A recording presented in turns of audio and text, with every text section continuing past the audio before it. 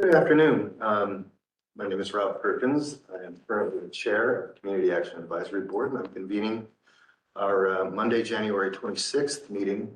The time is 1:04 p.m. We could do some introductions. Abby, if you don't mind asking folks to one by one to name to give us their name, their position on the board, and yeah, that's pretty much it, isn't it? Yeah, no problem. So we're just gonna do a quick roll call. We do have a few new members. So as Rob said, please introduce your name and your organization. And if new members want to share any information about why they were interested in joining the CAAB, feel free to do that as well. Yes. So at the top of my list, I have Diana Perez. Present. And Diana, do you want to share which affiliation you're with? Oh, my apologies. Diana Perez, City Councilor for the City of Vancouver. Thank you, Diana. Next on my list is Sandra Zavala Ortega. She let me know that she will be a little bit late today, but should be joining us shortly. Rob Perkins.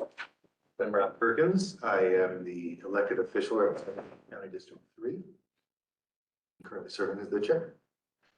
Thank you. Councillor Glenn Young. Good afternoon, Glenn Young, County Council. Thank you for being here. Katie Favela.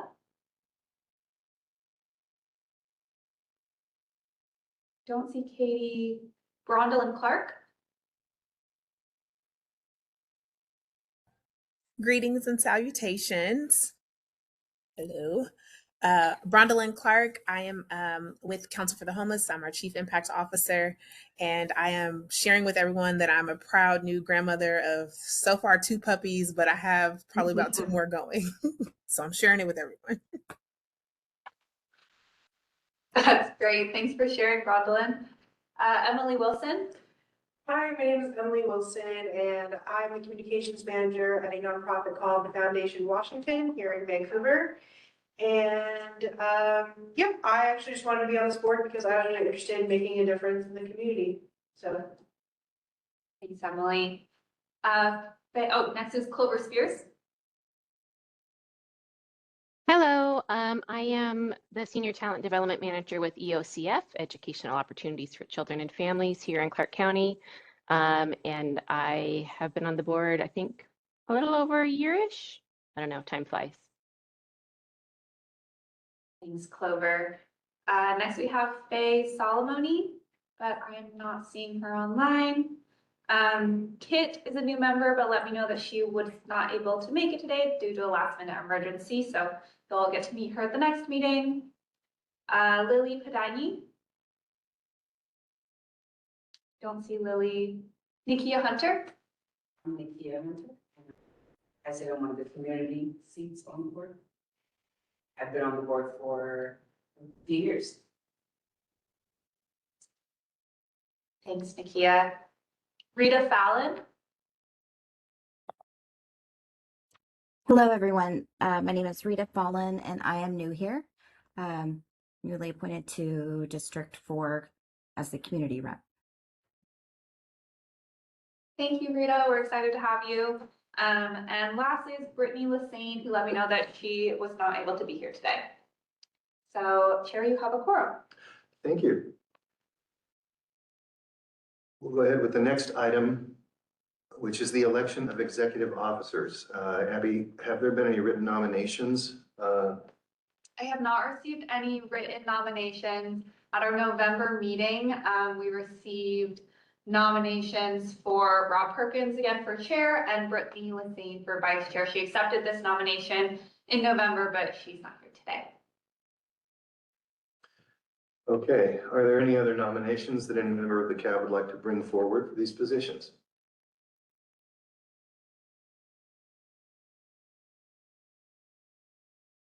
Any specifically for the position of chair?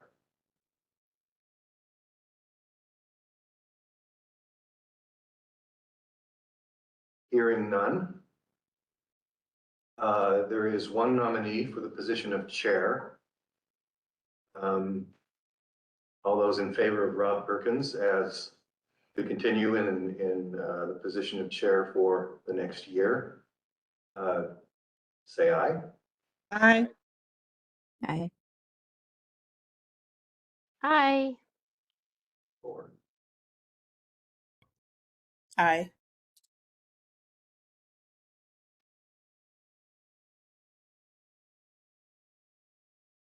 any opposed?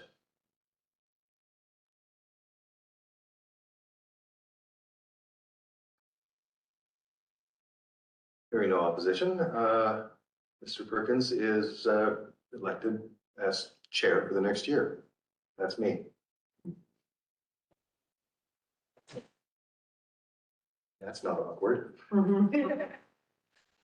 Okay, we have a standing nomination now for Brittany Lassane as vice chair. Are there any other nominations that members of the CAB would like to bring forward?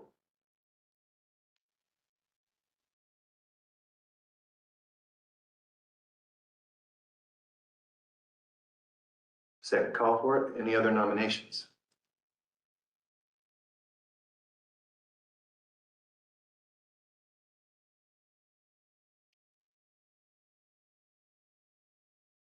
Okay, hearing none.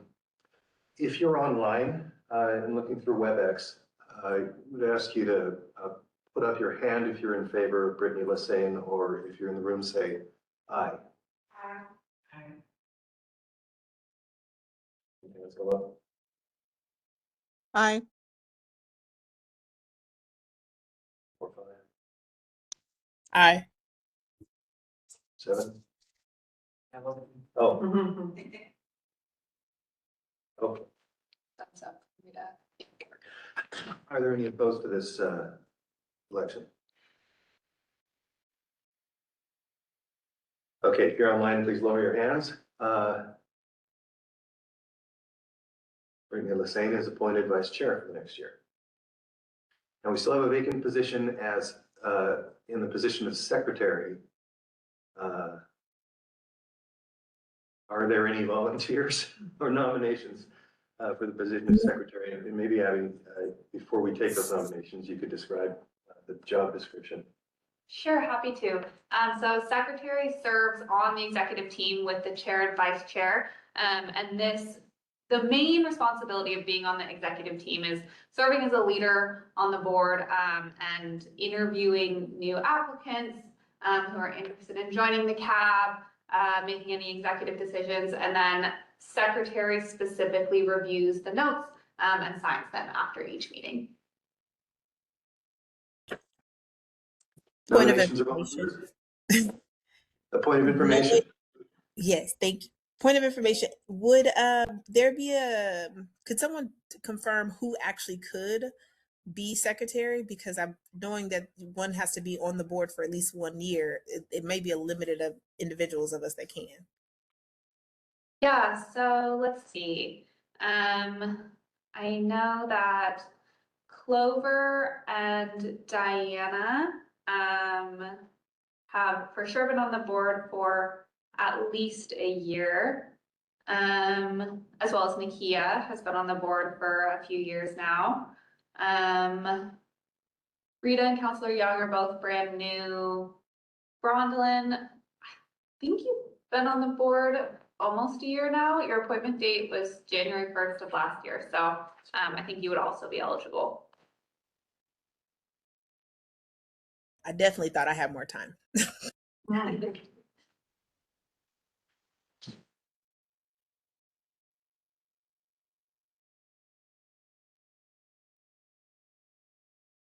This is the point in time when we need to establish this.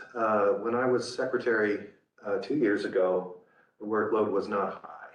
It was a review of the minutes and the agendas for the upcoming meetings. There were some points when the secretary needed to participate in the interviews for appointments to the board. And the signing of the meeting minutes and the other documents happens online. So you get it on your laptop, you e-sign it, and you return it. So it's not a heavy workload. I can help out. Okay, I hear Nakia Hunter nominated for the position of secretary. Are there any other volunteers? I second it. Oh dear. Okay. Then if you're online and you agree, please put your hand up in the meeting. All others in favor, say aye. Aye. On the board, you vote for yourself. See 3 hands online. Okay. And Rita give a thumbs up. Okay.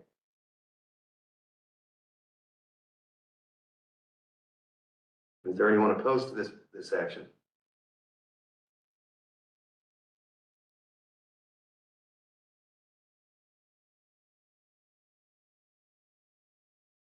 And how many votes? Yes. I think that's plenty. Okay. All right. It's done. Welcome. And your executive team for the year is Rob Perkins as chair, Brittany Lassane as vice chair, and Kia Hunter as secretary. Thank you for stepping up. The next item on our agenda is the approval of November 2025 minutes. I'd like to take 5 minutes or so for everyone to get a chance to go over the minutes.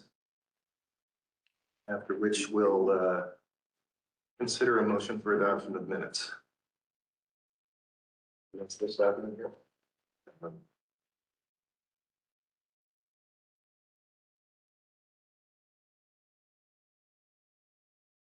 We might not need the full 5 minutes.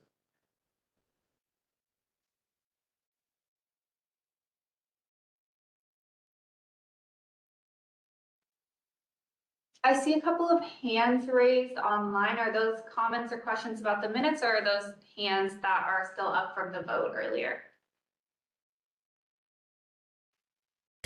Mine was for the vote earlier, but I just put it down. Sorry about that. Thank you.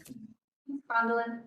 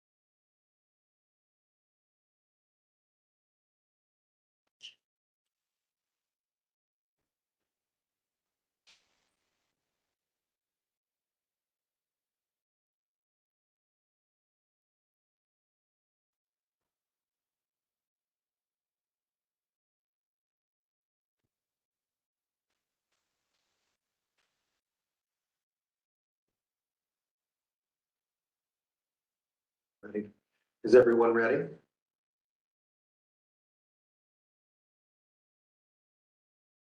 So action will require a motion to approve the minutes. Motion to approve. Nakia Hunter is a motion to approve the minutes. I'll go ahead and second. Okay, and Emily Wilson. Emily Wilson has seconded it. Is there any discussion?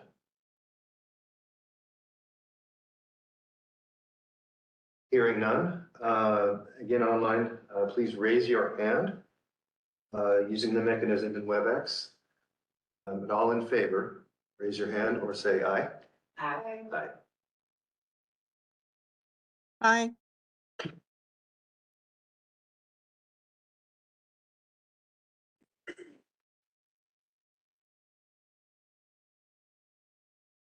We'll close this in 3, 2, 1. Are there any opposed?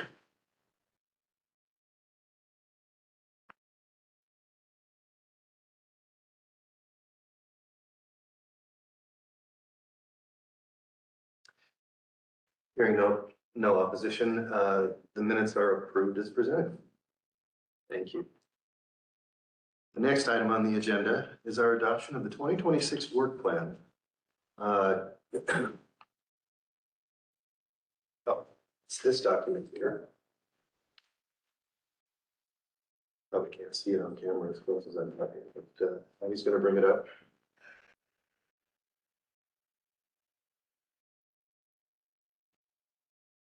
Let's go ahead and talk through this.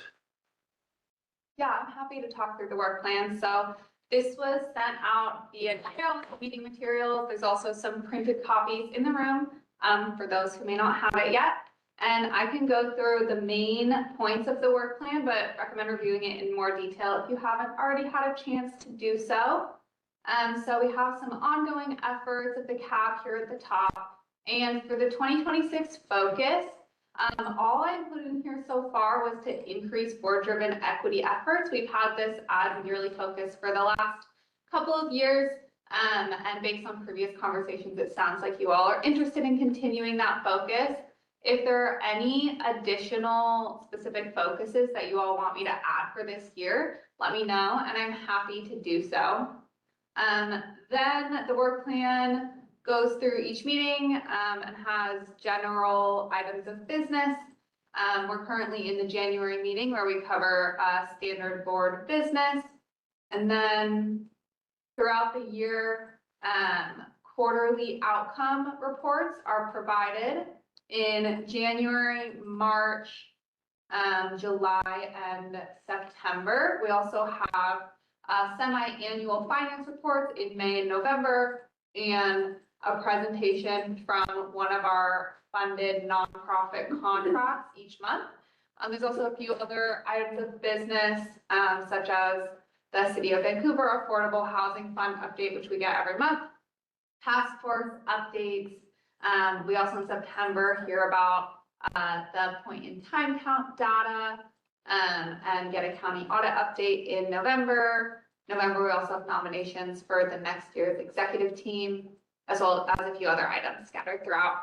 And if this is a working document, so there may be changes to this throughout the year, especially regarding specific program presentations. But I'll be sure to update you as the work plan is updated. Are there any questions or comments on this?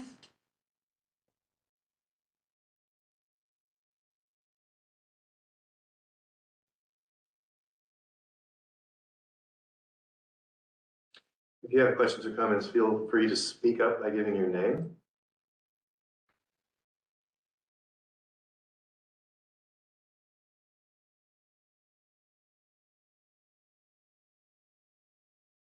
Hearing none, adoption of the 2026 work plan. Oh, yes, I do have a comment, actually. It says meetings are held on the first Wednesday of each odd numbered month, starting at 9. Is that Oh, that is our old meeting time. I must have missed updating that on the work plan, so I'll make that update. Meetings are on the 4th Monday of each odd numbered month at 1 p.m. okay? So with that correction, we'll require a motion to adopt, I guess, as amended. Is someone willing to advance the motion? Motion to adopt the amendments on the work plan. Is there a second? Second. Nikki Hunter has moved and Diana Perez has seconded to adopt the work plan as amended. Is there any discussion at this point?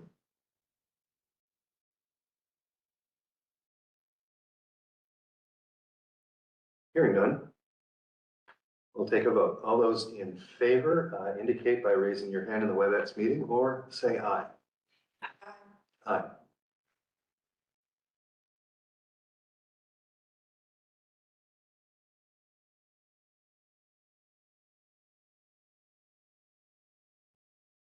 close this in 3, 2. Are there any opposed?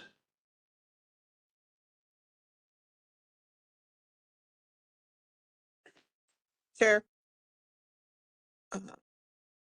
This is Diana Perez. Are you in favor or opposed? I am in favor. I just had a point of clarification.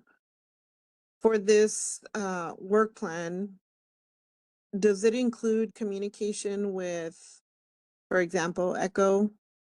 One summary, just kind of keeping ECHO up to date on CAAB decisions or movement on work That is plan? something that's currently built into the work plan. We do have a presentation today from Jordan, who's going to talk about ECHO, and there'll be some time for discussion about how the CAAB wants to advance collaboration with ECHO moving forward. So maybe at that time we can have a conversation about what that looks like on the board for this year. Does that sound good, Diana? Oh, perfect. Thank you. Okay, I think the vote was unanimous in favor of adopting the work plan with that change to the time of meetings. Okay. The work plan is adopted as amended.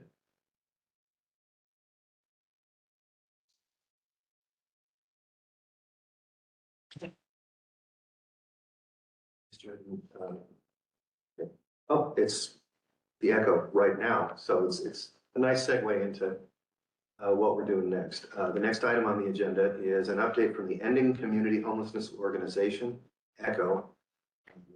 Jordan, I would say, Bug. It's Please Bogey. pronounce your name correctly for me. It's Bogey. Bogey. Thank you for the correction. Floor yours. Wonderful. Well, thanks everybody. Appreciate the invite to come and chat with you this afternoon. So my name is Jordan Bogey. I am a senior policy analyst. I support the Clark County Council and County Manager's Office. And as part of my role, I am a staff support person for ECHO, which is the Ending Community Homelessness Organization. As part of my role with that, I've been asked to come and chat with you a little bit about what ECHO is, what they do, and I think there was some interest, as Diana mentioned, in how CAAB and ECHO can better coordinate activities and support one another in our shared mission to improve the lives of residents in Clark County. And I was seeing in your membership, you've got Councilor Glenn Young, who is the chair of ECHO and a county councilor here on your group now.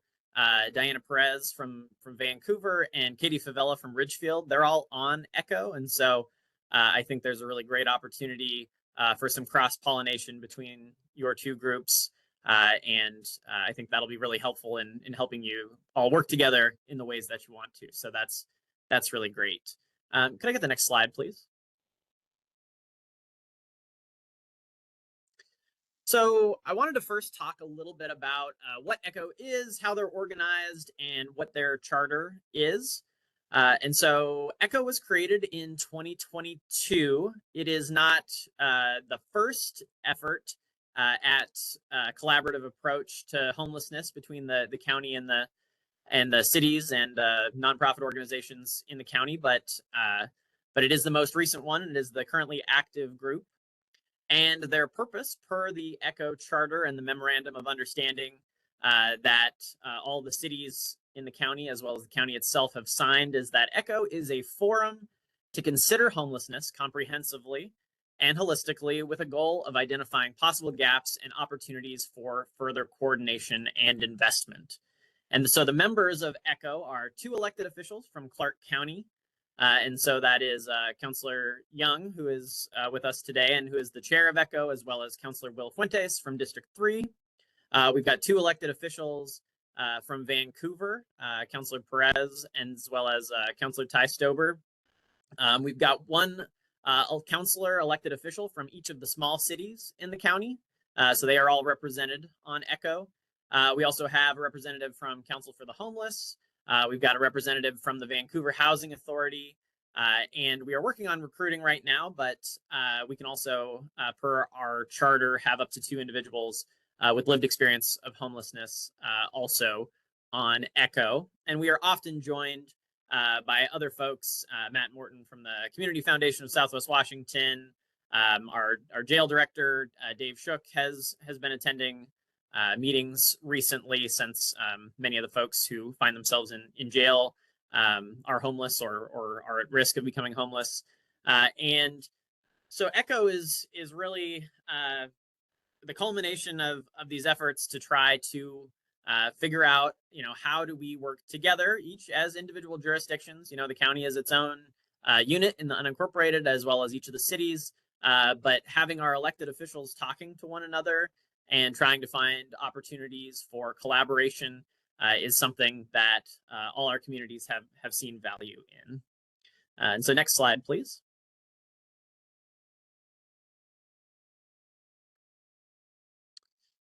So I want to talk a little bit about the principles of ECHO, and this is again per the charter of ECHO. I won't go through all of these one by one, but you can kind of see them up on the screen.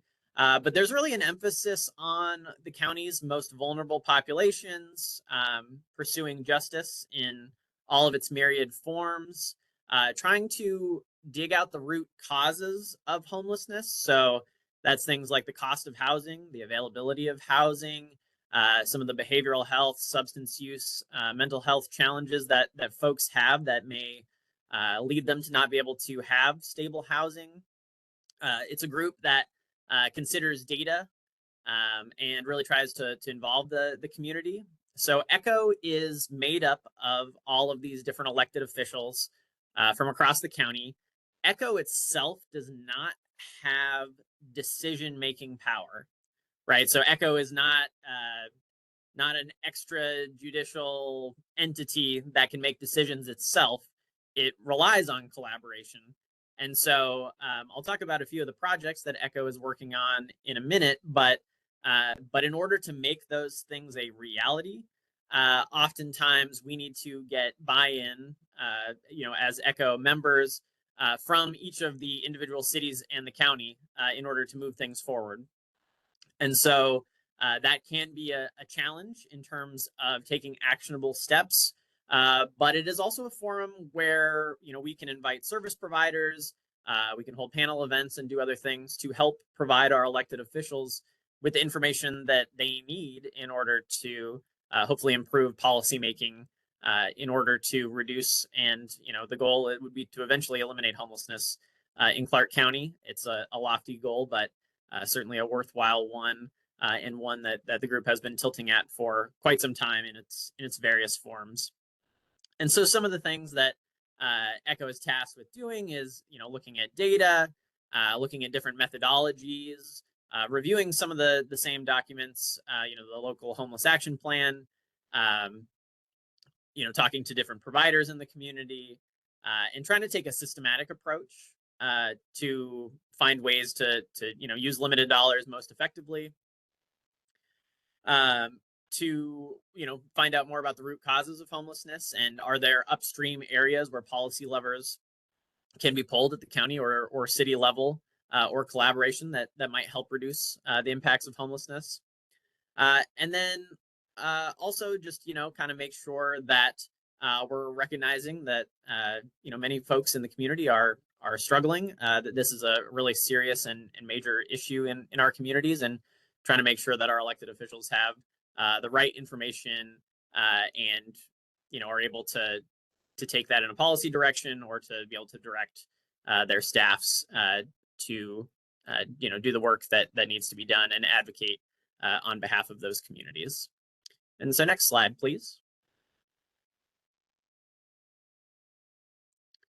So finally, I wanted to talk a little bit about some of the current activities that ECHO is working on.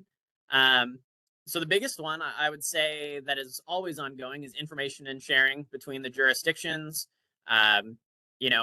There is no substitute for people talking to one another to learn about what is going on. And the goal of ECHO is really to unify and coordinate our homeless response system to the extent that that's practicable between our communities, and for the group to kind of take this macro look at homelessness and be able to make recommendations to their individual communities about, what are the best practices, what are things that should be done, how can we look at the system in a holistic way to figure out, how we can address homelessness.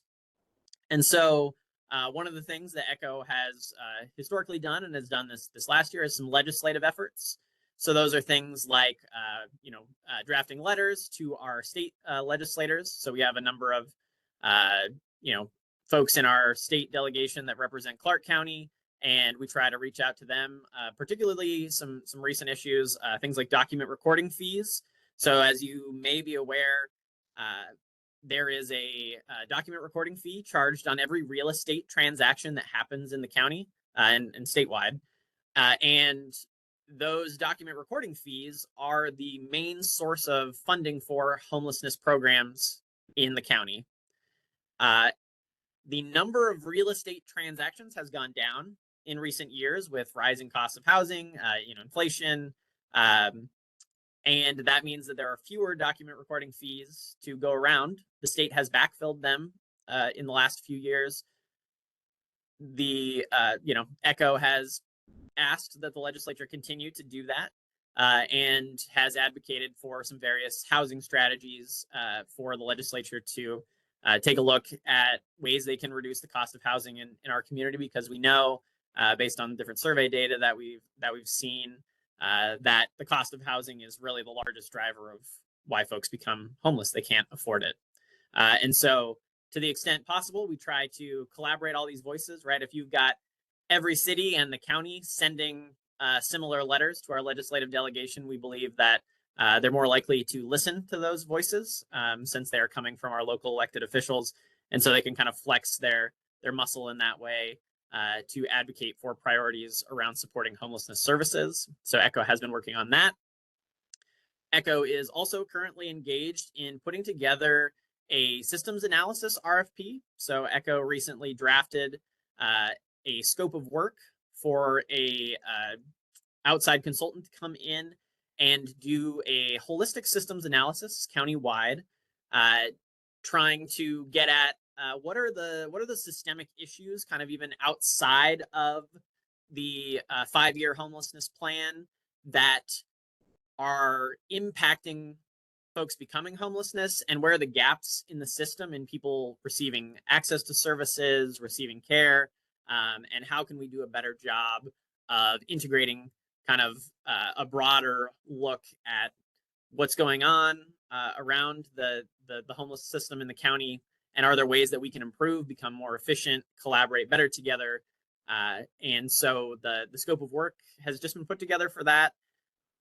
Now now ECHO is going out to each of the individual cities to see if we can pull the funding together to do that project. And so again, that's something where ECHO can't take unilateral action, but what it can serve as is a convening function to bring communities in the county together to hopefully work on some of these pressing issues. And so this study is one thing that ECHO is going to be working on over the next few months.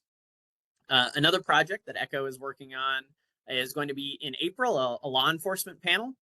And so ECHO is going to be bringing in folks from the law enforcement agencies across the county. So each of the city police departments, the county sheriff's office, Cowlitz Tribal Police, some of our EMS and fire folks, as well as the jail, to talk about how are our individual law enforcement agencies dealing with some of these crimes that are related to homelessness. These are things like many communities have camping bans, as well as sort of crimes that are not, or I guess I should say crimes that are related to being homeless, right? So if you're lighting a fire in a place that you shouldn't be, things that, people are trying to survive or do what they can, but they're crimes related to homelessness, as well as what are our law enforcement agencies doing to help people who are homeless when they are talking to them, engage with services. We have a motel voucher program and some other different programs, and trying to figure out how can our law enforcement folks be part of the solution to helping end homelessness and help get folks out of those situations. And so in April, there's going to be kind of a broad ranging conversation with a whole panel of different folks from across the county, trying to learn what everyone is doing so that our elected officials kind of have a better understanding of what's happening on the ground. And then thinking about, are there ways that we can all work better together? Are there some lessons we can learn? Are there some approaches that our policymakers can take to help, reduce homelessness? That's ultimately the goal of the group. And so there'll be a number of that. Those will be some things going on, as well as typically every month, ECHO has presentations from, different providers, Council for the Homelessness, talking, there's been some recent issues with the continuum of care funding and the federal level and some changes to how we fund permanent supportive housing. And so it's also a forum where our local elected folks can try to address, some of the changes that are coming down federally and how we can react to those locally as well.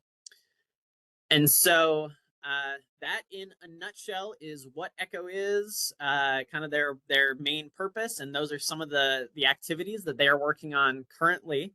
And so I would just open it up to questions, comments. I know we've got a couple of members of ECHO here on the CAAB now as well. And so I think just thinking about how the two groups can work well together to advance our shared goals.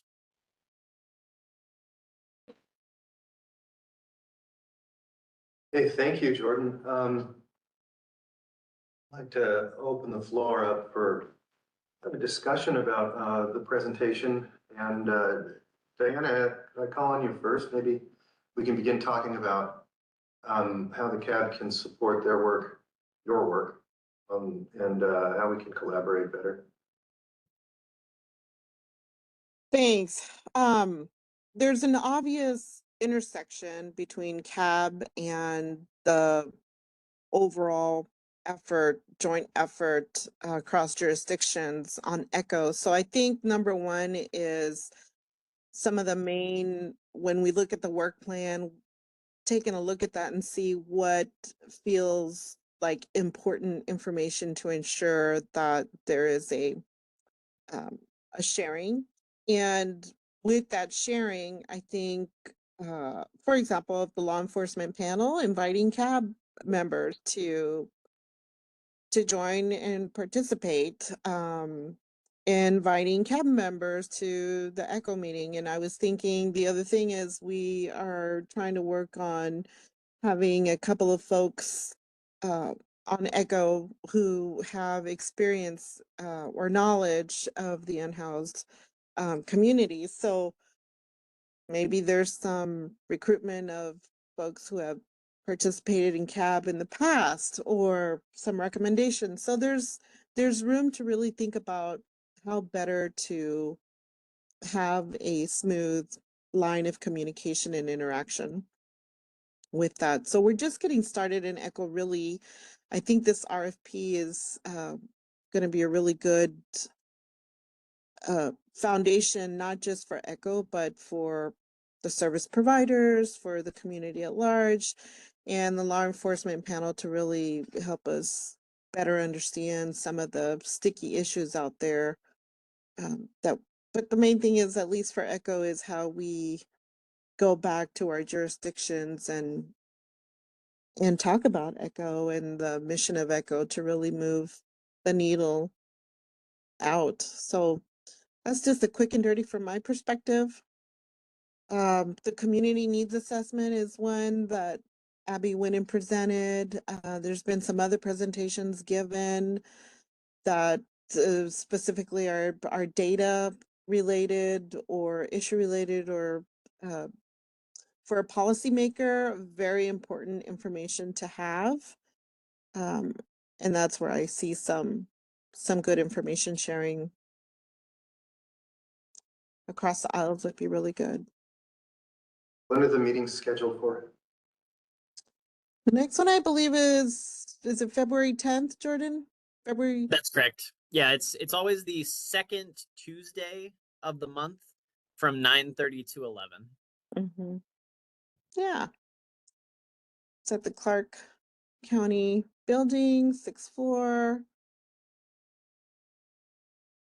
The only thing I would add to that is and thank you, Diana, for those comments, would be with the RFP that we're working on, one of the things we're looking is the system as a whole. So I think we can explore ways how the two groups here can collaborate more and be more effective together as well. And I'll also just kind of an update from the council, the county council, is that we will be working on some strategic planning. And a part of that process will be looking at all of our different sources of funding. So, the folks or the funds that go through this group, the funds that go through the committee from the mental health sales tax, the opioid abatement council. We have all of these different funding sources. And, we're looking at creating like an overarching policy direction that would give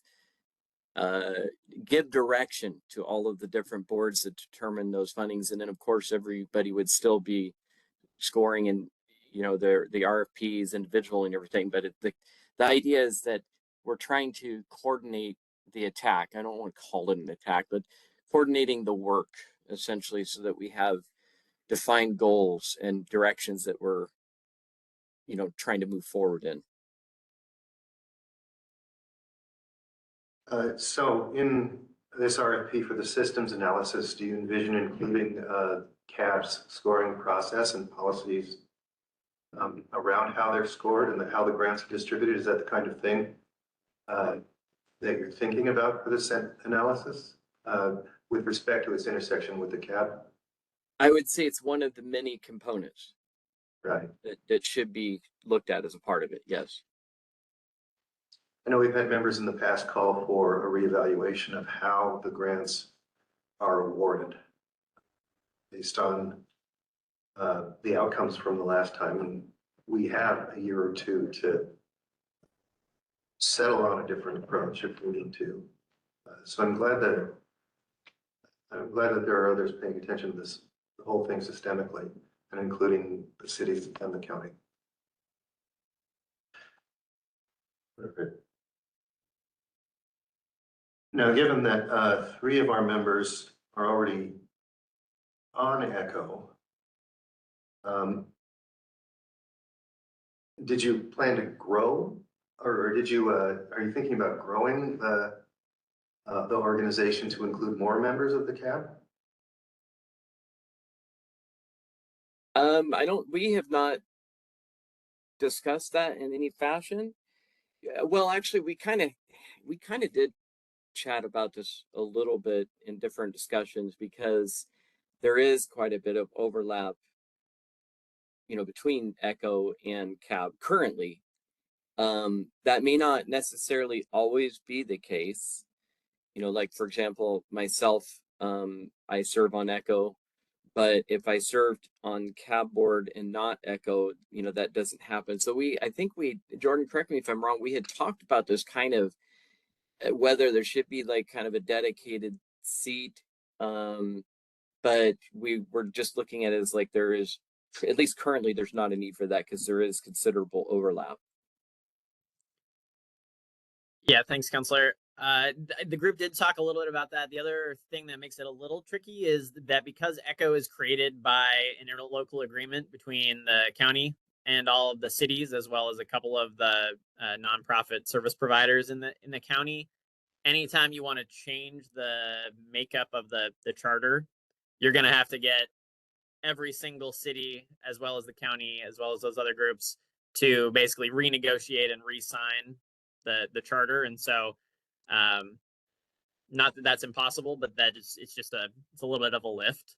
And so I think that was part of the conversation as well. Certainly, we can invite more people to come in an advisory capacity, but I think part of the reason why we wanted to have a counselor on the CAAB as well as ECHO was to be able to have a little bit more of that kind of coordination between the two with some of the shared membership.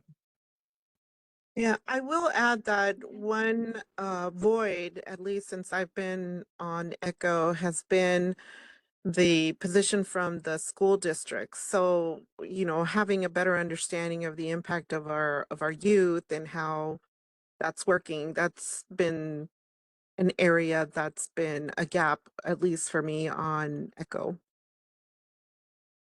But something that we need to discuss, the other gap was having people with lived experience or knowledge of at the table with Echo too. So that we're at that process now. But Echo membership has always been a topic of discussion. And we do have that charter, so that's something that Echo would need to discuss. And I would add just to what Jordan said that there, there are formal members of Echo, and then there are lots of different groups and organizations that we invite to be there, that play an advisory role, and they're very much an integrated part of the meeting. It's not like they just sit there and listen, and if they have a comment, they get 3 minutes or something like that. So it's a very, integrated discussion. We haven't really had any, challenges up to this point with, commenting that creates an environment where we have to really limit that. So it's just a great open discussion where everyone's welcome. So anybody on this board is more than welcome to attend those meetings.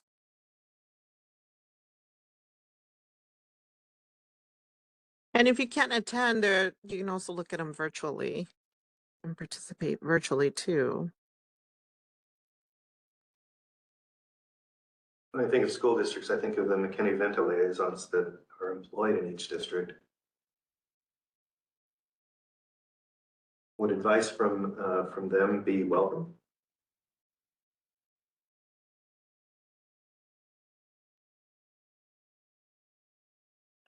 Also, I should ask if anybody else has questions or comments to please chime in at this point.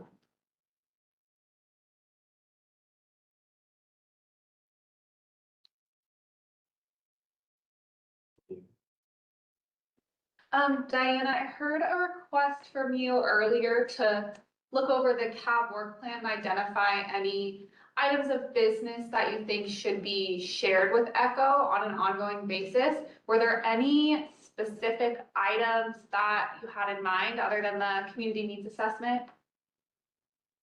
Not right now. I'd have to give a deeper look into it, Abby, and I can let you know. Thank you. I thought I saw in the chat that a link that Jordan had posted. I did pop a link into the chat for the Echo page. So if folks are interested, you can go back and see all of the previous agendas. It is broadcast live on CVTV, and you can also find the recordings there on our website. So, or if you're just searching, if you go to the Clark County Council page on the left-hand side of the screen, and you scroll down a little bit, there's a Ending Community Homelessness Organization tab, and that'll also take you there. Thank you, Jordan. And I'll also be sure to include this link in the follow-up email. Thank you.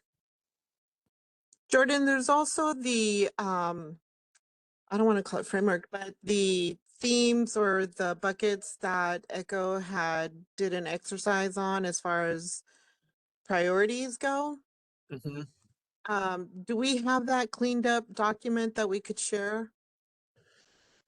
Yes, that is available on the website. Okay. I can put that link in the chat to share out with everyone as well. And I can just also say verbally, the priorities are to collaborate across jurisdictions and support local planning efforts, to support housing production and affordability, and state and federal advocacy efforts. Mm-hmm. So that's a general theme, but like collaborate on what, plan on what, that specific stuff is, for example, the law enforcement, the RFP. But I'd be curious to see what, if it's shared with the CAB members, what their thoughts are on some of those themes and any specific items.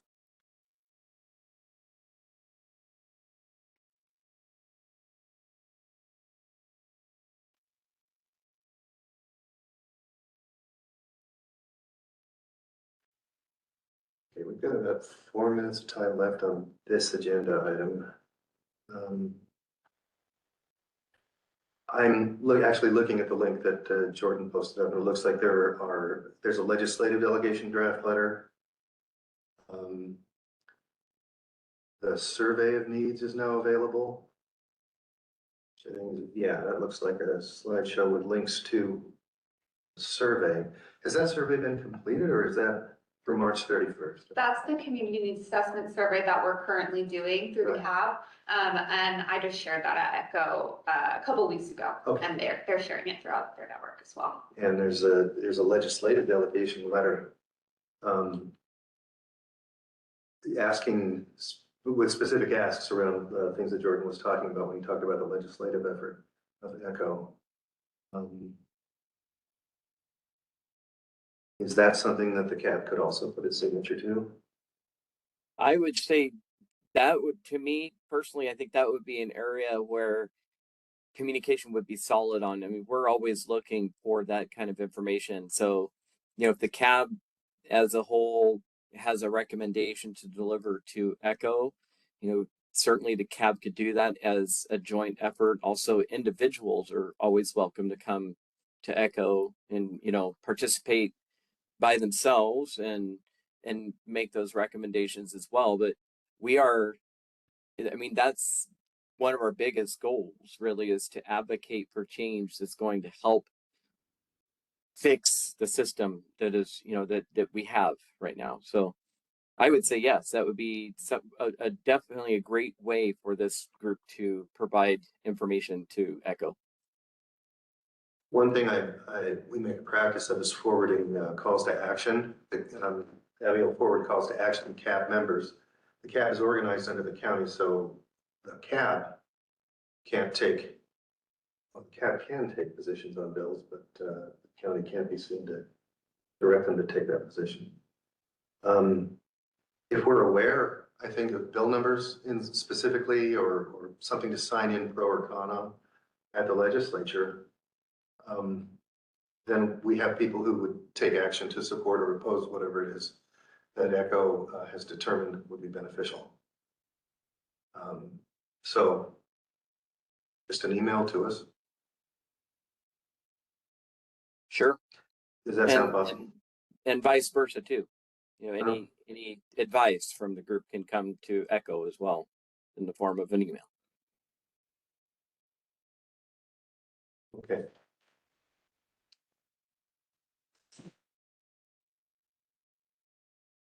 Is there anyone else in the meeting who would like to offer some comments before we go on to the next thing?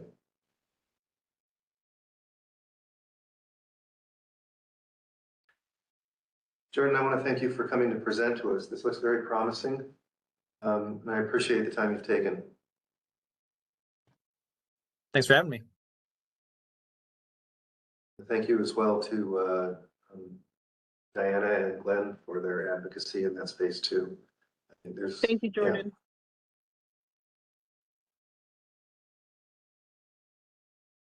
Yeah. Okay, we'll move on to the next agenda item, which is the update from the City of Vancouver on affordable housing and homelessness by Samantha Whitley. Good afternoon. Hi. Good afternoon. I realized you guys just had a homelessness update. My agenda item says housing and homelessness, but Jamie Spinelli, she used to be on this board and she's our homelessness expert. My only updates focus on our housing team, but I'm happy to share that with you. And if there's any other questions that I can help with on homelessness, I'll be certain to get those back to Abby. So first slide is rental registration. The program launched, the next slide, I should say. Yeah. We launched it January 1st. Over 10,000 units are registered as of today. So we've had some good results on having the fee waiver for the first 3 months. We're going to continue to do more outreach and education. So far, the system has been working pretty smoothly. The majority of complaints that we've received so far have been from people who are trying to register a unit that's outside of the City of Vancouver, and they're frustrated because they can't find their address in our system. and then they're happy when they get the good news that they don't have to register. So yes, we are hoping to get a full-time person to manage the registration and help out landlords and tenants this year. And then we'll be developing the inspection requirements and protocols throughout the year, looking for council to adopt the new code around inspections by the fall so that we can roll those out in 2027. The next slide.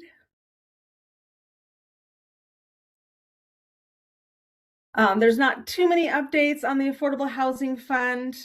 We have homelessness programs that have been recently awarded, and homeownership programs, as well as rental assistance programs. But for our construction projects, we held back about $4 million waiting for the Housing Trust Fund to make their awards. We made a series of local commitments that all needed state funding to progress, and so we were really hopeful that the state would choose more than one project. I think there were at least 5 applications that were submitted. Claudia's Place was the only project that received a Housing Trust Fund award. So we will be problem solving the other projects that have local commitment but can't move forward. Some of the pictures that I have on there is our Heights development. Also, Community Roots had a proposal that they're still looking to move forward, and Smith Tower has received some of the federal funding that they were awarded, and they have about an $11 million gap. They still are looking for ways to rehab that building that needs a lot of work for 170 units of senior housing downtown. So those are the updates there. And then lastly, our CDBG and home applications are all in. They're under review. We'll be talking to applicants. Our applicants will be talking to our scoring committee next month, and then we'll compile the scores and the recommended awards for city council review in April, to submit to HUD in May, to get our funding going in July. So we do know that we have 2026 funding from HUD. And then it's looking good that Congress is going to pass the 2027 funding bill as well. It has passed the House. I think there might be a hang up in the Senate, and they might have to relook at what all will be included in the bill to fund it. But what was approved by the House was the full CDBG and home funds. They weren't cut this year like they were last year. So we're hopeful that they will receive I would say static flat funding.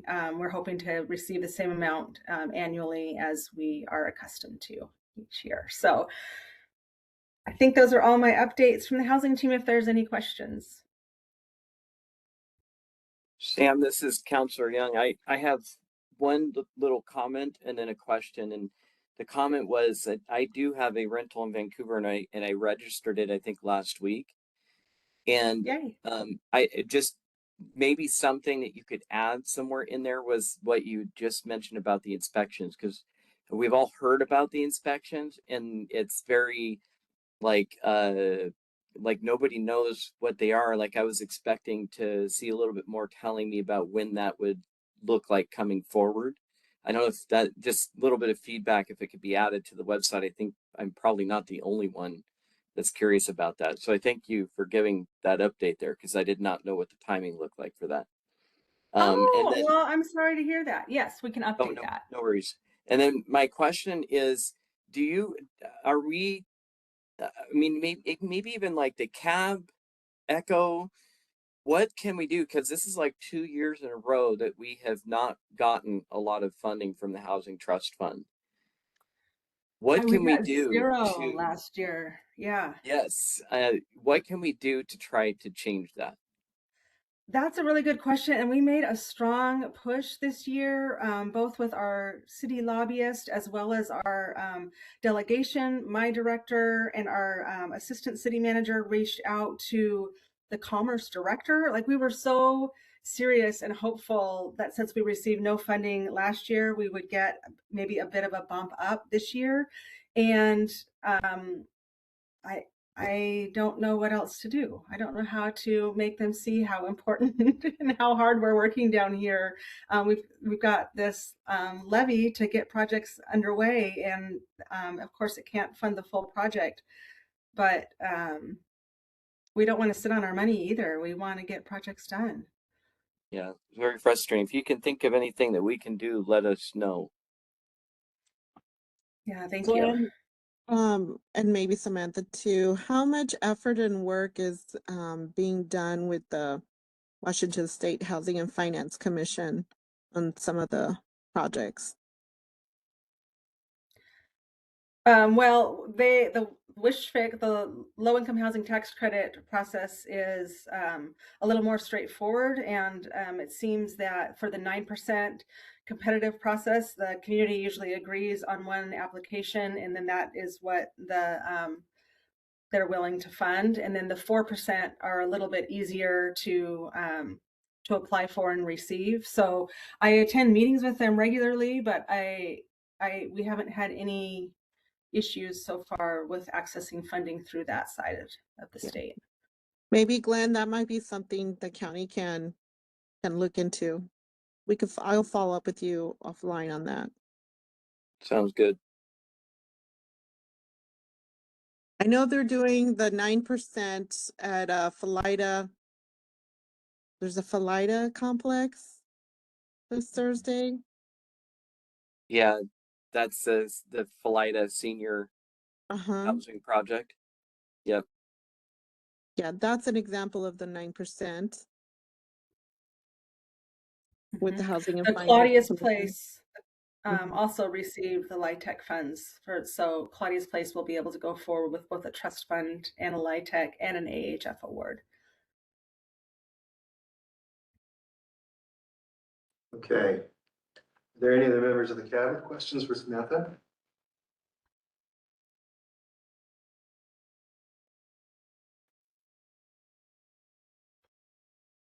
Samantha, thank you for coming with your presentation. It was actually a compliment to the last presentation, so I appreciate you going through it with us, and thank you for the discussion. Thank you. Okay, I think we're on track for the July to September outcomes report. Abby, it's yours to do. Thank you, Chair. All right, so here on your screen, we have the outcomes report for the Community Action and Homeless Crisis Response System programs from the first quarter of fiscal year 2026, which is July 1st, 2025 through September 30th, 2025. I sent out electronic copies over email and have physical copies in the room if you want to take a closer look at this report. So a lot of you have seen this report many times, but for those who haven't, we have on the left in orange all of the programs that are funded through the CAAB, as well as a brief description of what that program does and the annual report period. Then in the middle in green, we have a description of a few of the outcomes that each program reports on. Most programs report on a lot more outcomes than these three, but these were just selected as some primary outcomes to share with you all. If you're interested in seeing the full report for any of these programs, let me know and I'm happy to share them. In green, we also have the annual proposed goal for each outcome, the percent or the number that they had achieved as of September 30th and the percent achieved. So, and since this is only for the first quarter of the fiscal year, most programs will be at around 25% achieved for outcomes, though some will be higher or lower than that. Then in blue on the right, we have the annual contract amount, the total that they had spent as of September 30th, the balance remaining, and the percent spent. So again, most will be around 25%, but some will be higher or lower. On this first page of the report, we have the community action programs. These are the programs that are funded with our community services block grant dollars, which are designated for addressing the root causes of poverty in our community. A few things to know about these programs. The State First Financial Wellness Program and New Life Recovery Services Transportation Programs are both new as of July 2025. And both programs are taking a little bit to get up and running. So you'll see that some of their outcomes are lower than expected right now, but I'm in communication with these programs about their process of getting them up and running, and expect to see much higher percent achieved in the incoming quarters. On the next few pages, we have all of the homeless crisis response system programs. These are organized by service type. So we have system coordination and data collection, outreach services, shelter services, core support services, rent assistance prevention, rent assistance transitional housing, rent assistance rapid rehousing, rent assistance permanent supported housing. Oh, and that is it. A few things to note about these homeless crisis response system programs. For the Council for the Homeless Community Planning Scope of Work #2 funds, these were originally designated for their severe weather response. These have been transitioned to their severe weather contract, which is funded through those designated severe weather response dollars that some of you scored this fall. And we don't have the severe weather programs in this report right now because they are not reporting quarterly. These programs will instead be reporting on activities in an after action report at the end of the fiscal year. And we'll present that information to you once it is available. Severe weather is the, like the warming centers, some food supports? Yeah, correct. And then on this last page, we have some overall themes across programs as well as some demographics. So on the upper left, you can see overall participant satisfaction. In the first quarter, programs sent out 1,172 surveys to individuals and households and received 309 responses for a 26.4% response rate. And of those responses, 96.1% indicated a positive overall experience. Under community engagement, you can see that there were 501 volunteers across these programs in the first quarter. And 4,648 volunteer hours, 49 of which were by low-income volunteers, for a total value of $187,232 volunteer hour value. Then looking at agency grievances, I might have to zoom in a little bit. There we go. So of the programs that report on grievances, there were a total of 28 grievances received in the first quarter, all of which have been resolved, and 18% of the programs received a grievance. Then looking at demographics, you can see the distribution of clients served across programs. So under age, you can see that most clients served are between 25 and 44 years old, representation from all these other age groups as well. For gender, you can see that most clients served identify as female, with 44% identifying as male, 1% as gender nonconforming or other, and 6% chose not to report. Under education level, there's a pretty good mix of different education levels in clients served. Looks like most folks are either high school graduates or have a GED. For some other characteristics, you can see the number of people served who were chronically homeless, the number of veterans, and the number of people with disabilities. Under race, you can see the distribution of clients served.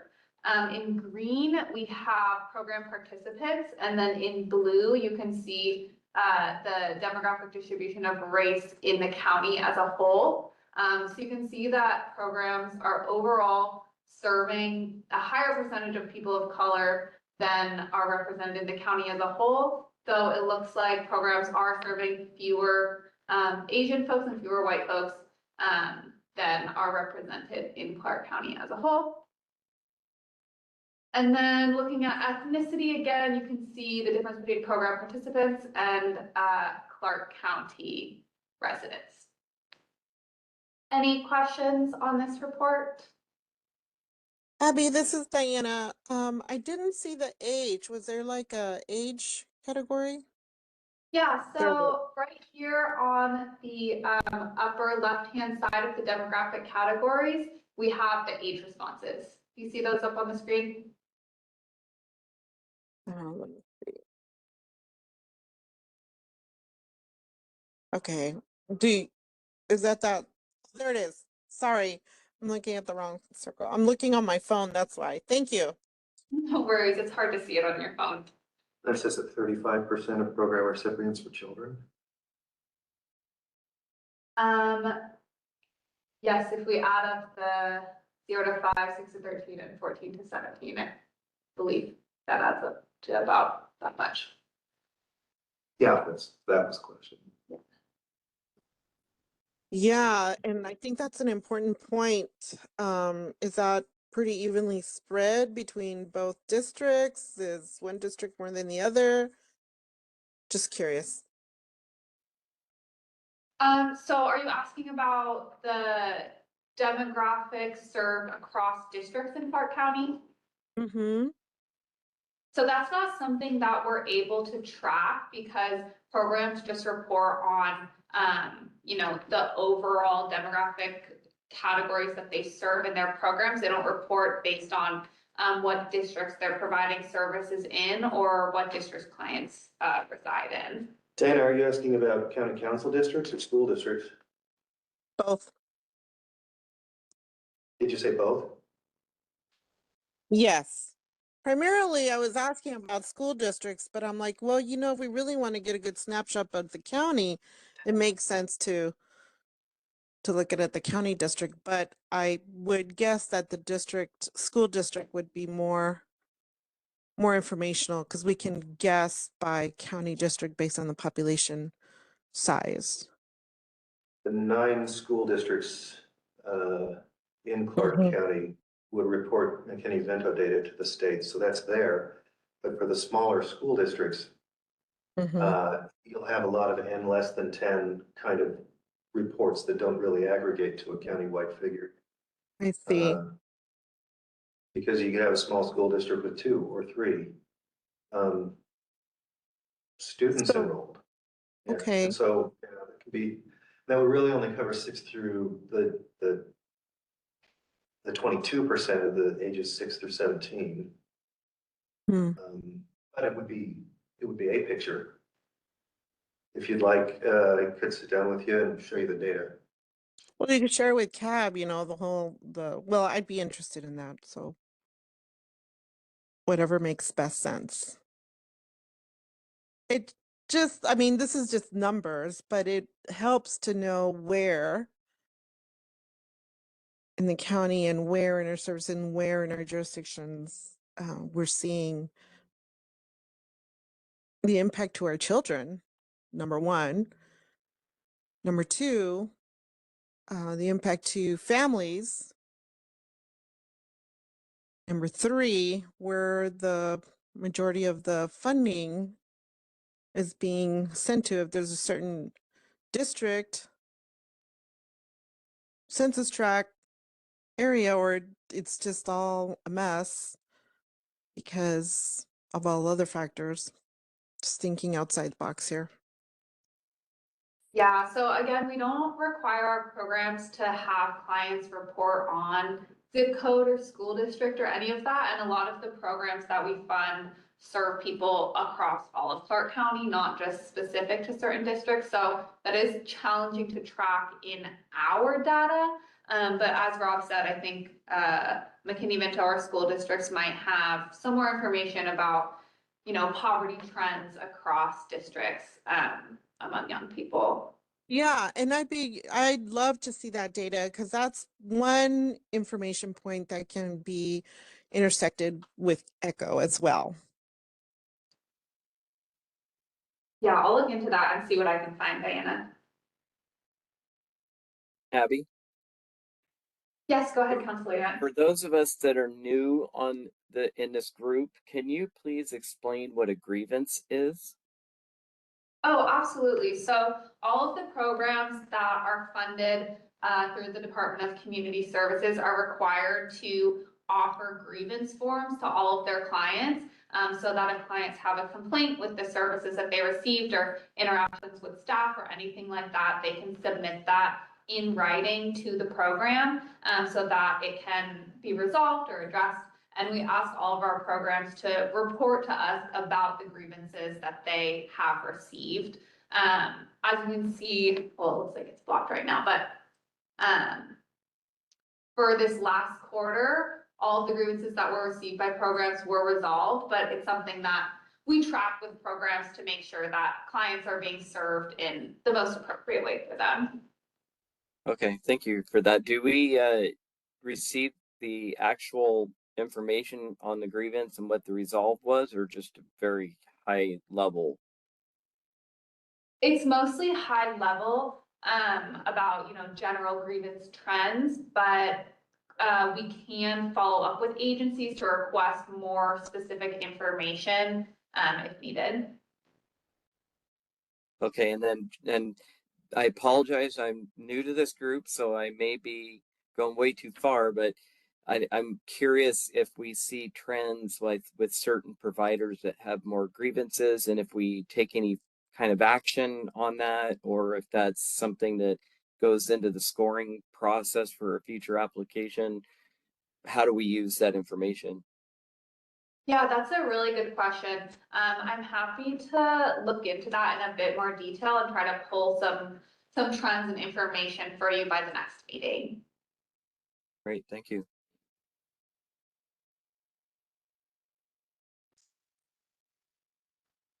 Diana, I just took a dive into the OSBI data for students. And there is a category, homeless and non-homeless, that you can pull for every school in the state, as well as aggregates for every district.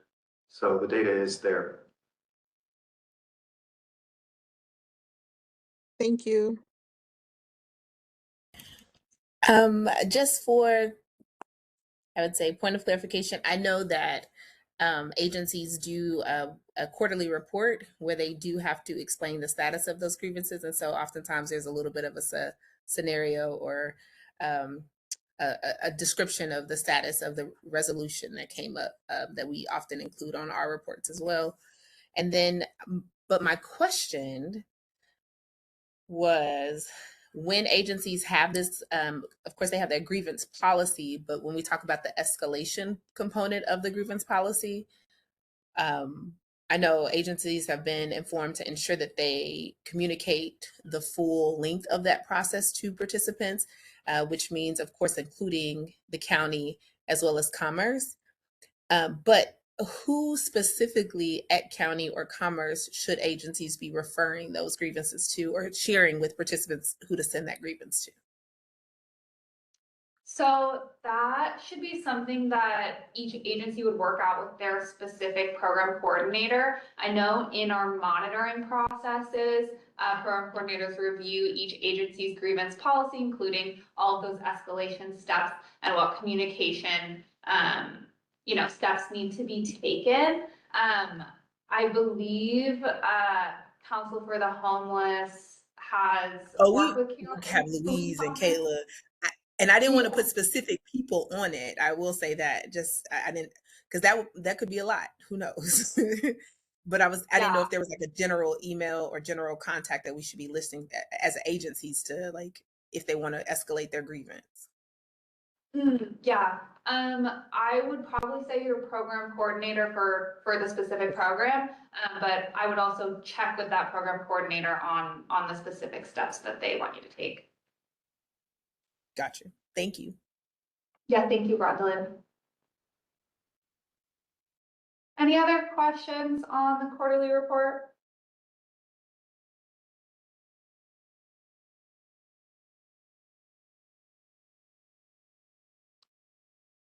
Hearing none. The next item on the agenda is a break. We'll go into recess and return at 2:40 for the remainder of the meeting. 2:40, how about? Isn't it 2? We're gonna take a 10-minute break, so maybe let's return at 2:33. 2:33. Yeah. 2:33. Okay, so I was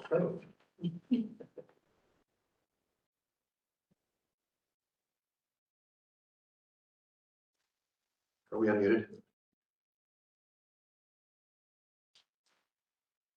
Okay, its time is 3:04, and we'll continue with our agenda now. The next item on the agenda is board business. The CAAB bylaws, code of conduct, conflict of interest policies, board member responsibilities, organizational standards update, the roster, and the fund management policy, which should all be in the emails and the appendix, right? Yes, and I'll go over everything now as well. So this is our annual update regarding board business. We do this to make sure everyone has up-to-date information and knows where they can access some of the priority information for the board. So the first is the CAAB bylaws, which I will pull up on my screen. So the CAAB bylaws were most recently updated and approved in September of 2025. This update was pretty minor. It just added some language to add a designated county councilor position to the board. The bylaws were sent out via email prior to the meeting. There's also hard copies in the room. And they can be found on the county website under Community Services and CAAB Member Resources. So as a reminder, the bylaws discuss the CAAB's commitment to equity, the objectives of the community action programs, purposes and powers of the CAAB, member composition, eligibility, appointment, responsibilities, member code of conduct, officer positions and elections, meeting details, committees, and limitations of the CAAB. All those sections are in bold throughout the bylaws. And if you aren't familiar with these, please review them when you get a chance. For new members who haven't yet done your new member orientation, we're actually doing that tomorrow morning, and we will go over this in more detail at that time. The next document I have is the Code of Conduct. Let me make this smaller. Go. All right, so this Code of Conduct was developed and implemented by the CAAB in fall of 2024. This document discusses expectations for board member communication, collaboration, and behavior. I'll walk through a brief overview, but recommend taking the time to review this in detail if you have not done so already. So essentially, this document reflects the CAAB's core values, ethical principles, and expectations of board members. Board members and staff members can report a potential violation of the Code of Conduct to be reviewed by the CAAB if necessary. And if the issue isn't resolved, then action can be determined by majority CAAB member vote. Some items on the Code of Conduct include upholding the CAAB's commitment to equity, maintaining a collaborative and respectful work environment, complying with policies and procedures, disclosing any conflict of interest. What else? This discusses how board members shall not speak or act on behalf of the board except when formally given authority by the CAAB to do so. And when personally communicating with the public, members need to explicitly state that they're not representing the CAAB or the county, simply presenting personal opinions. Opposing discrimination and harassment in all its forms. Being prepared for meetings. Using public resources in a way that doesn't support personal purposes or private gain. And then there's a few additional expectations for executive team members, which are listed here, and some definitions of terms at the bottom just to make sure we're on the same page about what these mean. Next, we have the conflict of interest policy. If you have not received this already over DocuSign, you'll receive it after the meeting. We have to have all board members sign this every year to update potential conflicts of interest. So the form that you'll receive will look just like this, and these boxes will be checkable. So you'll either check, I don't have a conflict of interest, or you'll check, I do have a potential conflict of interest and explain what that is. Conflicts of interest include any organizations that you work for or have a close personal relationship with, or any organizations that a family member has a personal or financial interest in. And essentially what this means is just that board members will have to recuse themselves from any votes concerning areas that they have a conflict of interest. The main area that this comes into play is when scoring applications. Board members are not eligible to score any application categories that their organization has applied to. And then you'll sign your name and add the date. Could you define family member a little more broadly? Because, you know, we have household family members, extended family members. Yeah, that's a good question. I can double check with our legal counsel on that. I believe it means household family members, but I will double check. Yeah, I think it'd be a good idea to make that as clear as possible. Let's make a note.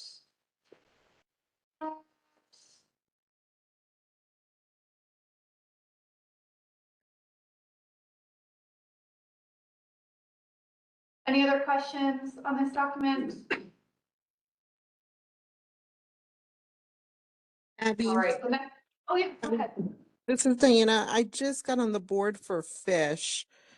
I'm assuming I would have to recuse myself. Does Fish receive any funds from CAAB? Fish has not applied to any funding before, but that doesn't mean that they won't in the future. So I would definitely mark that as a potential conflict of interest when you sign this form this year. Oops, already signed it. Oops. I can resend it. Okay, thank you. Thanks, Diana, and thank you, Noreen. And if we become aware of these things over the course of the year, then would you like to have us re-sign that with the conflict of interest as soon as we know about it? Yes, please. Yeah. So if any additional conflicts of interest arise throughout the year, as Rob said, just let me know, and we'll have you add this to your form and re-sign it. Any other questions?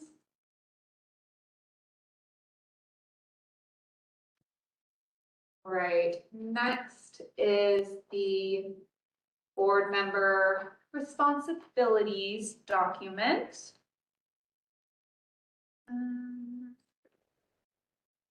All right, so this was also sent out to you all over DocuSign and needs to be signed each year. This document essentially outlines the mission of the CAAB's commitment to equity, board member qualifications, roles, participation, expectations, benefits, and time commitments. Scroll down a bit so you can see all of this document. There's some key points that I want to highlight, which is that board members are expected to regularly attend and participate in CAAB meetings and provide funding recommendations that serve the needs of low-income community members. Members are expected to collaborate with other boards and community organizations and stay up to date on priority needs of Clark County's low-income populations and advocate on behalf of these populations. And members are also expected to promote equity by listening to and centering community voices, especially those who have been historically underrepresented in order to challenge structural and institutional racism and discrimination. Again, if you haven't already done so, please sign the document that was sent over DocuSign. And feel free to reach out if you have any questions on this. And all right, next we have an update on the organizational standards. So as a reminder, the community services block grant funds that we receive have an annual desk monitoring called organizational standards. And as a recipient of these funds, there's about 50 organizational standards which we're required to uphold. Some of these include providing a programmatic update at each regular CAAB meeting, signing the conflict of interest policy each year, providing a financial update twice a year. The composition of the board is part of these organizational standards. And again, we submit these every year. We submitted the 2025 organizational standards for review on October 30th, and these were approved without any additional requests or notes or findings. And it's primarily my responsibility to make sure that our board is keeping up with the organizational standards. But if you notice anything, just let me know. Next, I have an update on the board roster for 2026 up for you all to see. So here you can see our current membership and one open position, which is a District 4 low-income representative. We recruited for this position over the fall and didn't receive any applications. There was one applicant for the District 4 community representative position who may be able to fill this position, but I'm just waiting to hear back on a few details there. And if they're not, then it will be re-advertised to the public. The executive team reviews applications since they're not competing for any of these positions. As you saw, we have a few new members as of this year. So we have a designated county council position. The primary there is Councilor Glenn Young, and his alternate will be Councilor Matt Little. Kit Curran is a new community representative for District 1. She works with the Vancouver Housing Authority and wasn't able to make it at the meeting today, but I'm sure I'll meet her soon. And then Rita Fallon, who introduced herself at the beginning of the meeting, is a community representative for District 4 and works with the city of Washougal. We're really excited to have them. And also Nikia Hunter was appointed for a second 3-year term, which we're very excited about. Nikia? Kia, not Kia. Nikia. And then finally, I just want to walk through the county fund use policy with you all. Again, this was sent out over email and you're welcome to review it in more detail. This document discusses the CAAB involvement in advising on new funding, ongoing funding, and reallocation of funding.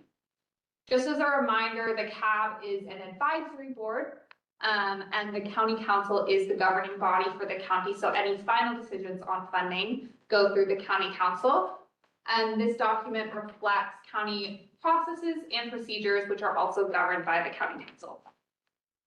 So any new funding that comes to Clark County Community Services is first authorized by the council and is defined as funding that has not yet been received before by the Department of Community Services.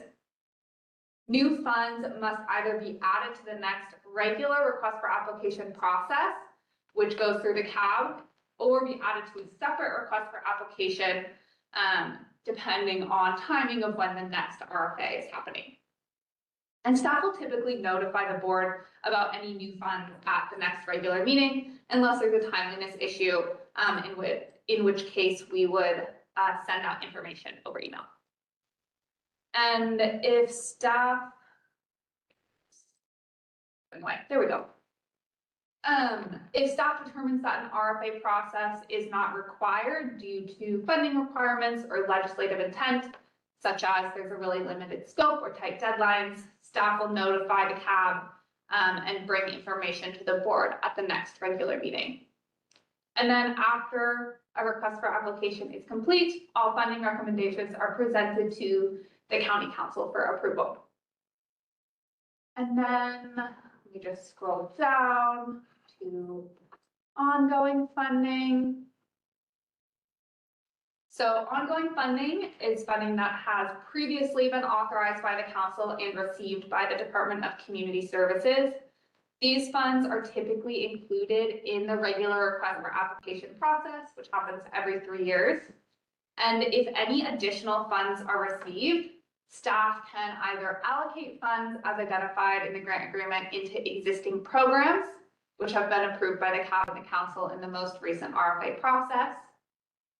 We can use funds for activities required to provide programs in the community. This includes, but is not limited to, reporting requirements, staffing, planning, and other administrative requirements. Or if there's a significant level of additional funding, we could conduct a separate RFA process overseen by the CAAB or subcommittee of the CAAB and approved by the council. And then finally, reallocation of funding is defined as funding that is recaptured from existing Clark County Community Services contracts. This may happen when programs underspend their contract or contract ends early. And in these cases, funds can be used to fill any shortfalls for administrative or programmatic requirements, fill any shortfalls on other existing approved contracts, or funds can be added to the next RFA process, which would again be overseen by the CAAB and governed by the council. Any questions on this?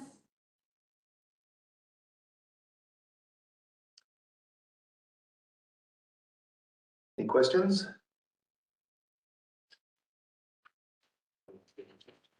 All right, are there any questions on any of the other documents that we reviewed before we move on?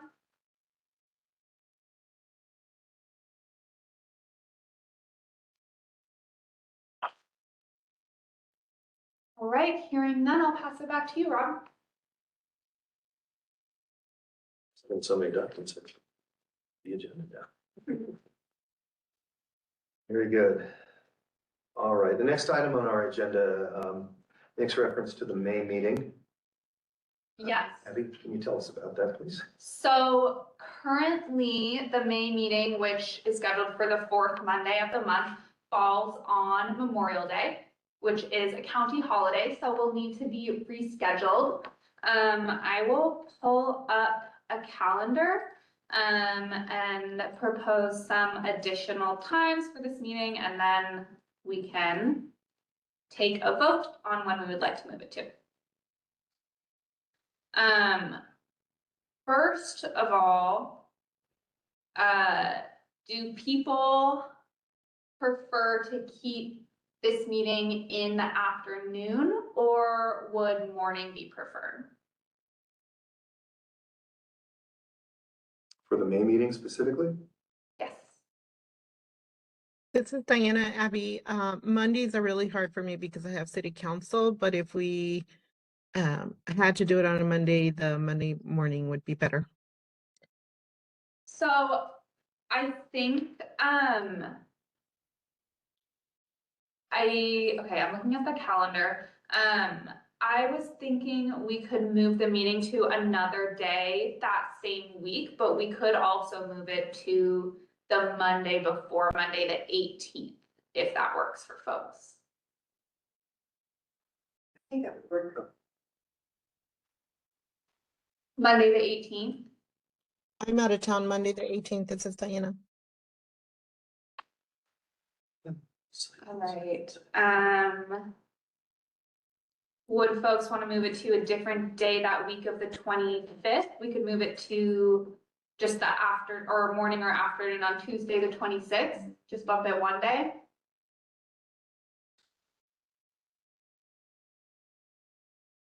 I could do any of the days that week except for Tuesday. It's Any Clover. day separate. Tuesday's so hard for me. The 18th seems ideal, actually, the morning. Okay, Wednesdays are challenging for council meetings, I know. What about Thursday? Yeah, Thursday, the 28th or Friday, the 29th? Days, you know. This is Diana. I can make either of those work. Either of those? What do I you can work do better? Thursday or Friday too. Okay, amazing. I'm hearing the 28th would be the best for folks. Would people prefer morning or afternoon on the 28th? Clover would like morning. Okay, Morning would be best for me as well.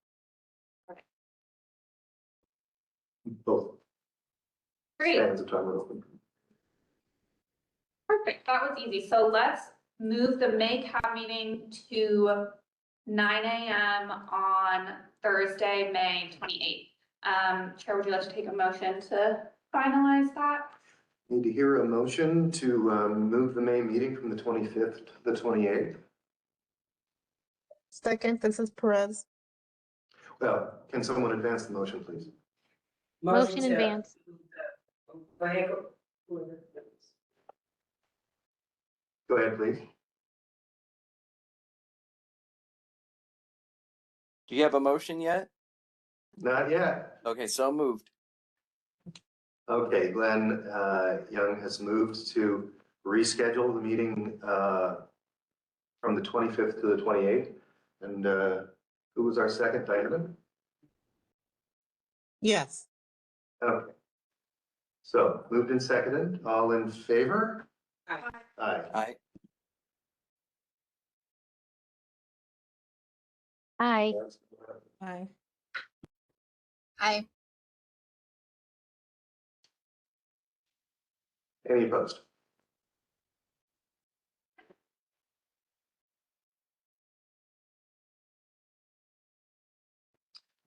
Motion carries. Meeting is scheduled for the 28th, I think in the morning is what we just. Thank you, everyone.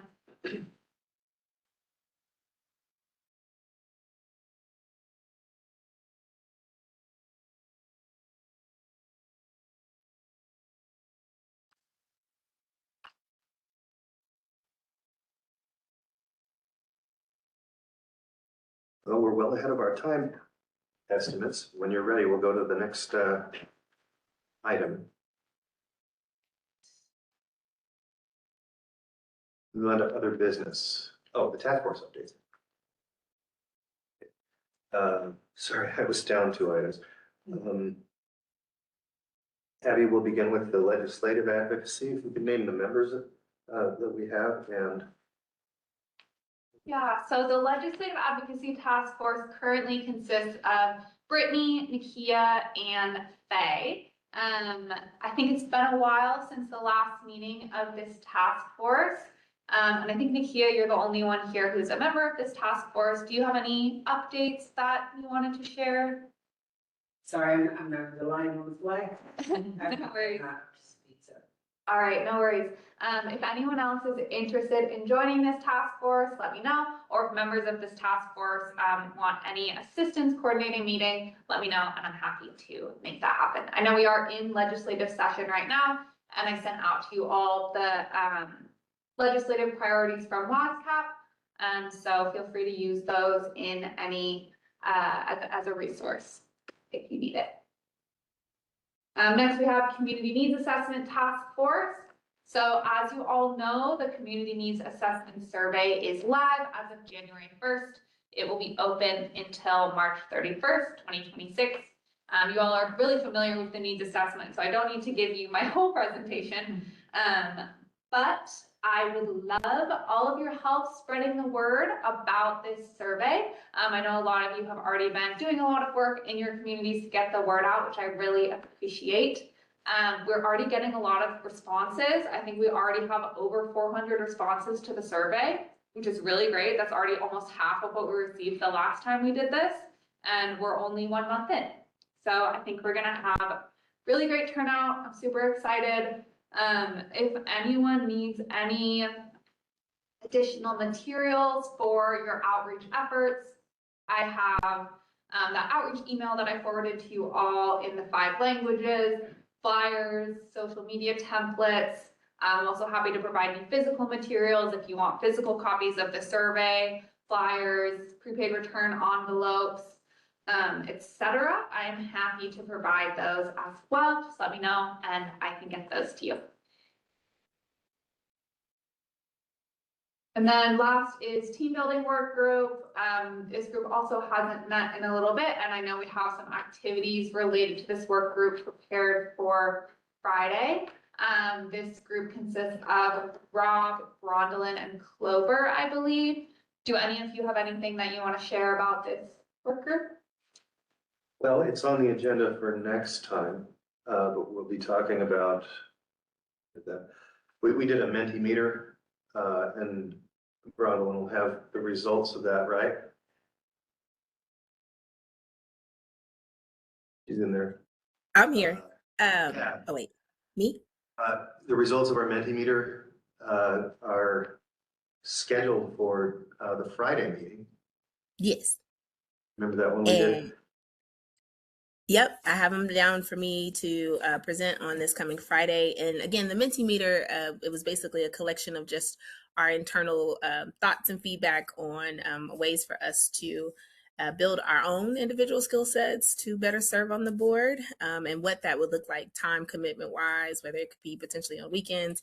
I'm a big fan of I want to say doodle poll, but that's not it. But Mentimeter itself. So it was pretty fun to collect the information. Oh, I didn't realize my camera wasn't on. Sorry.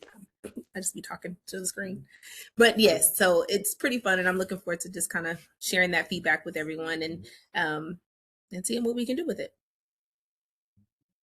So we'll proceed from there. The whole focus is going to be on well, retaining the skills and things that we learned from equity training and from our previous interactions, coming up with ways to improve that. One of the things that I would like to urge for the activities on Friday is that if you're able to come in person, please make a point of it and join us here in person. It'll still be a hybrid meeting.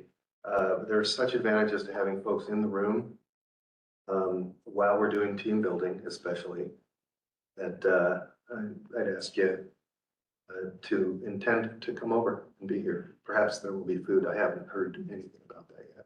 I'm not sure. So yeah, that's the basic update, is stay tuned for Friday.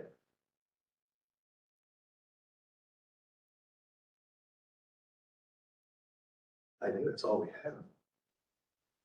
Oh, that's me. The next I was item going to on say, the if you agenda- come in person, Go ahead, please. I was just going to add, if you come in person on Friday, there may be snacks.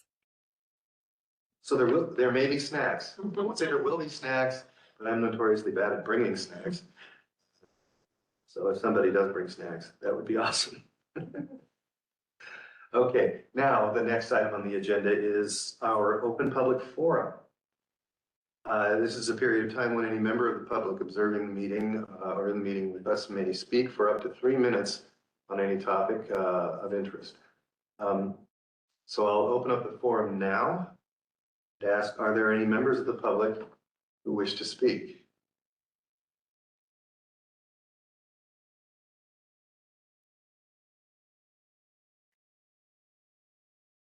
Are there any members of the public in the meeting who have some comments for us?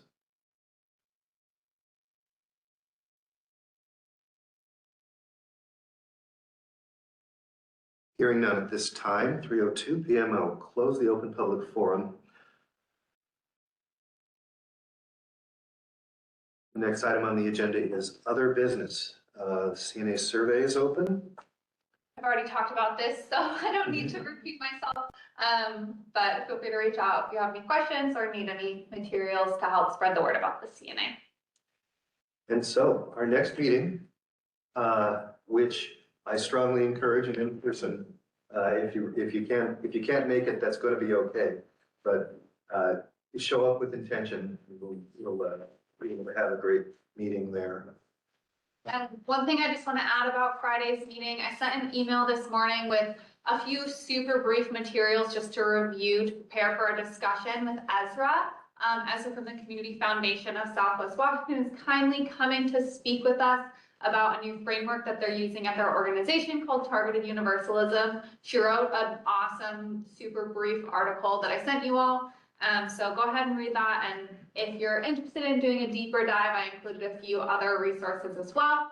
And I'm excited to talk with you all about it. Wonderful. Are there any items for the good of the order?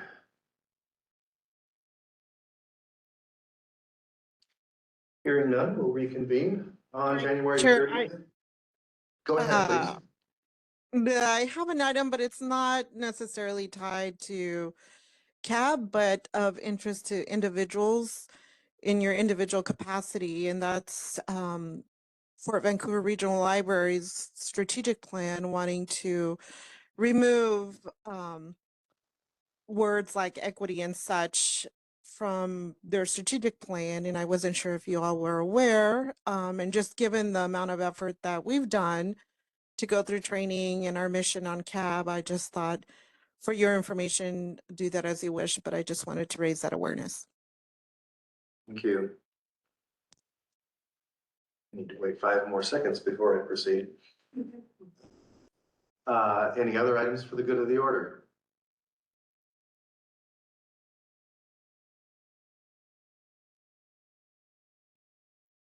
Hearing none, we'll reconvene on January 30th, 2026 at 9 a.m. I hope to see you here. And at this point, the meeting is adjourned.